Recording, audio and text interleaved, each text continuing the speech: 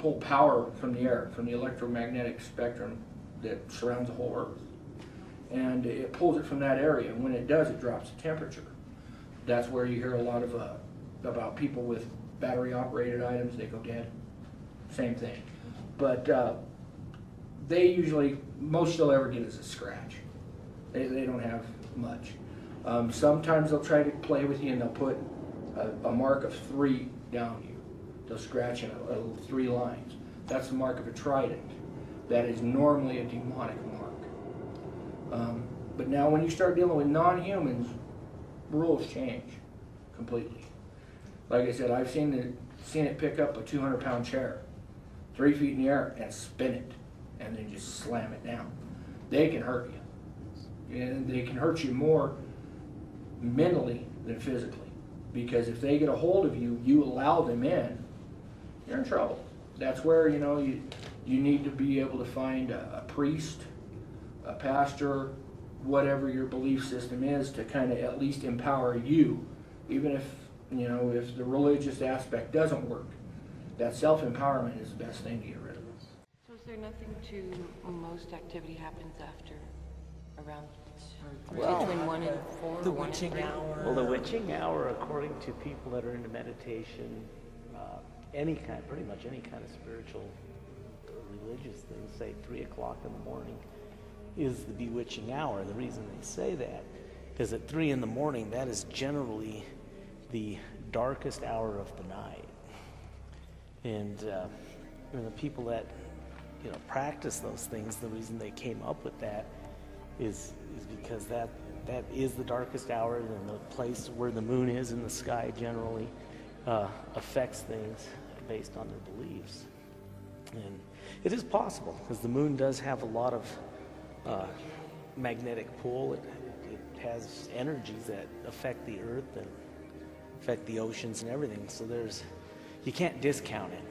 And I'm starting to study a lot of the Native American spiritual religions and stuff, because I think there's something significant there with what they were doing. We were told there were some Spanish nuns that lived here for about 25 years, or people from Mexico living here, nuns and priests. And that's what Raj got him prompted to ask me to try provoking in Spanish. And upon doing that, we had some really significant readings. Por favor, ¿usted es un señor o señora? Por favor, yo tengo una cámara por los fotos. ¿Y a ustedes le gustan los fotos, que no? ¿Qué clase de foto quieres me hecho? What are we at? I felt a cold spot right here, dude. It went, it's 59, it's starting to drop. But when the K2 meter went off, it dropped to 57, then went back up to 50. Por favor, venga para acá con nosotros. Por favor. Mira, yo tengo una cámara y yo le gusto hecho una foto de ti. 58. Mira, yo le gusto hecho fotos para ti. Por favor, yo le gusto una foto contigo. 58.6. Por favor, yo. Me gusta fotos también. Por favor, vuelva a esta verde cosa. Vuelva. 57.9. ¿Te gustan las fotos? ¿También? 57.2. It's starting to drop a little bit. Starting to drop. ¿Le gustan una foto con la muchacha? You want to take a photo? Lean all the way against the wall as solid as you can. I'm going to have to get an angle here. 56.6. ¿Hablas inglés? Do you like photos? Would you like to take a photo with me? ¿Le gustan hecho una foto con la muchacha bonita? 56.6. It's dropped 3 degrees so far, not drastic. Va con la muchacha por una foto, por favor. Yo quiero estar en una foto con usted, por favor. vuelva a este cuarto y 56.1. ser conmigo. Try not to move. We don't Up, care. up, up. We got We it. don't care. It's here. Please take a photo with me. Por favor, va con la muchacha por yo tengo un foto contigo. Por favor. ¿Dónde vas? ¿Dónde vas? Venga para acá, por favor. Venga con nosotros aquí. Mi cámara es muy rico. Y le gusta mi cámara y usted le gustan los fotos, ¿qué no? 55.9 right in front of me. Just dropped 4. ¿Qué pasó? ¿Qué pasó, hombre? ¿Cómo se llama? 55.4. 55. Ooh. Dropped to Por favor. 55.2. Can you bring it down even more or make a noise? 55.2. Keep going. 55.0. It's getting colder. Okay, 55.0 right in front of me. Let's go this way. Can you come near me, please? For some reason, I'm thinking it might have moved into here. That's what I told you. There's a cold spot here. Venga para acá. ¿Cómo se llama? 52.7 right here. Venga para acá. Can you bring down the temperature even more? Please? 52.5. Even more. 52.3. Even more.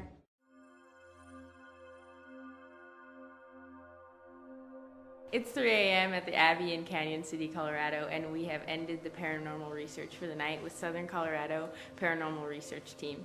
Well, with today's investigation, we're going to compare it with the last experience we had.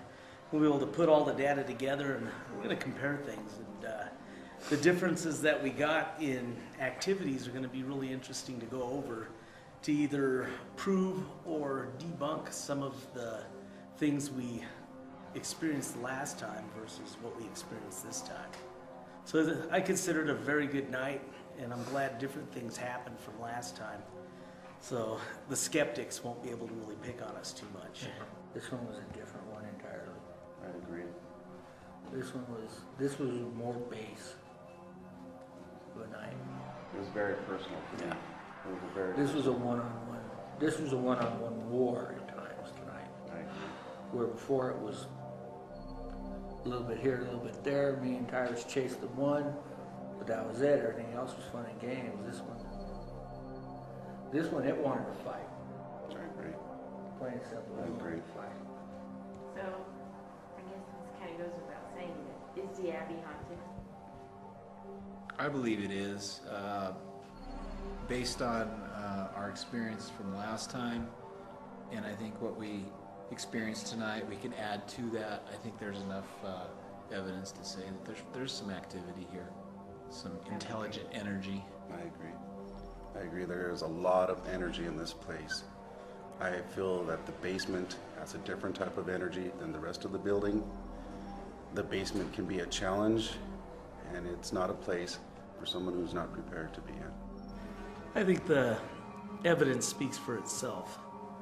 And anyone that would like to go on the website and look at the evidence, they can make their own decision as to whether this place is haunted or not. Personally, I would have to give it the thumbs up as yes, this place is haunted. I agree. I think it is.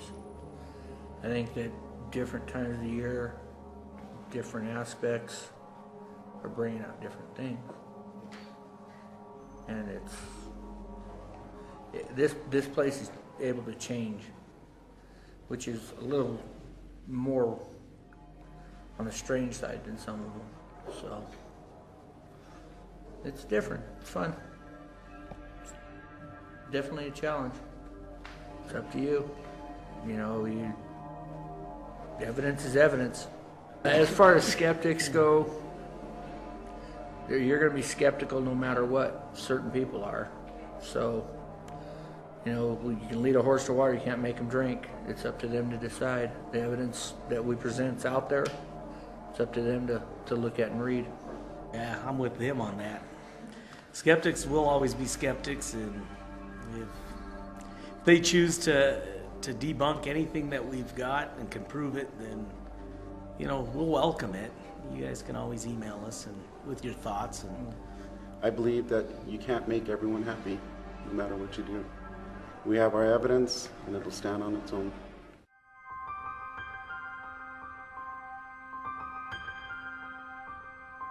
SCDR, we scare them back!